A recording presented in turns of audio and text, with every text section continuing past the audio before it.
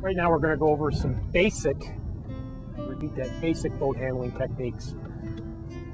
One of the things is utilize what Mother Nature's giving you. In this case, it's a breeze. It may be the current, but today we've got the breeze right off the bow. That's what we want. We want to drive into the breeze.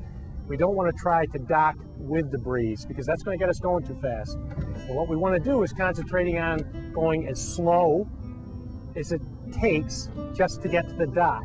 Speed breaks things. So we just want to concentrate on going just fast enough to get where we want to go.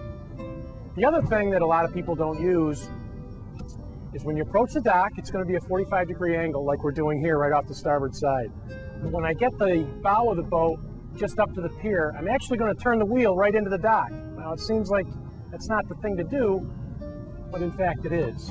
We'll try it right here. Let's turn the wheel in, then we're going to put the boat in reverse. That's going to pull the bow away from the dock like it's doing here, and it's going to bring the transom in. And remember, it's in gear, out of gear, nice and slow. Now if you want to stop that motion, straighten the wheel out, pump it and forward, here you are. Simple as that. Now, if you want to get off the dock, again, you're facing into the wind at this point. If you want to get off the dock, I actually like to back out away from the dock as opposed to drive out. If you drive out, you may drag your transom down the pier, look foolish, and then scratch that brand new boat. So you don't want to do that. So we're going to try to back out here.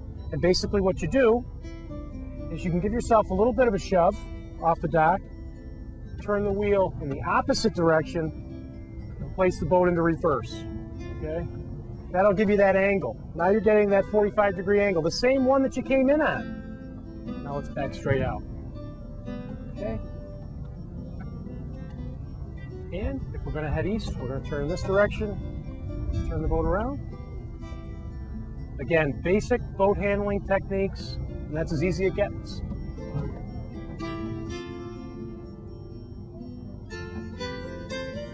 Whenever you approach a dock, you want to slow down and perhaps even stop to plan how you're going to dock and to see how the boat is being moved by winds and currents so that you can take advantage of these variables in making a smooth, safe landing.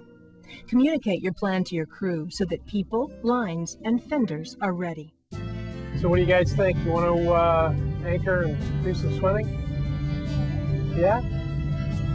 Part of safe boating, safe anchoring.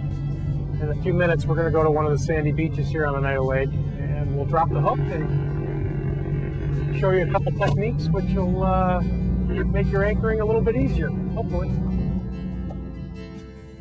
We're almost here. Anchors are referred to as ground tackle. They need to hold securely, especially in rough water or windy conditions. Success in anchoring is partially dependent upon the nature of the lake's bottom, which can be checked on your navigational charts. If the anchor drags, repeat the process until you get a good hold. Okay, looks like we've made it. One of the first things you want to remember about anchoring is, again, use what Mother Nature is giving you and point the bow into the wind. If you have a breeze that day, point the bow right into the wind, and that'll actually push the boat off the anchor. If you actually anchor with the bow away from it, because normally we do anchor from the bow, the wind will have the tendency to push your boat over the top of the line. We'll show you why it's important to back away or stay away from the anchor. Okay, Kate, why don't you pull the anchor out? The other thing we need to talk about is scope. And basically scope, okay, you can go ahead and drop that over the side. We happen to be in about 4 feet of water right now. And scope is actually the angle of the line from your rope locker or your windlass to the anchor, which is now underwater.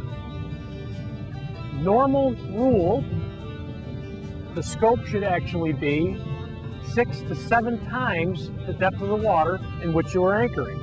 So if we're in 3 to 4 feet of water, we're going to have out at least 24 or 30 feet, somewhere in that area of line.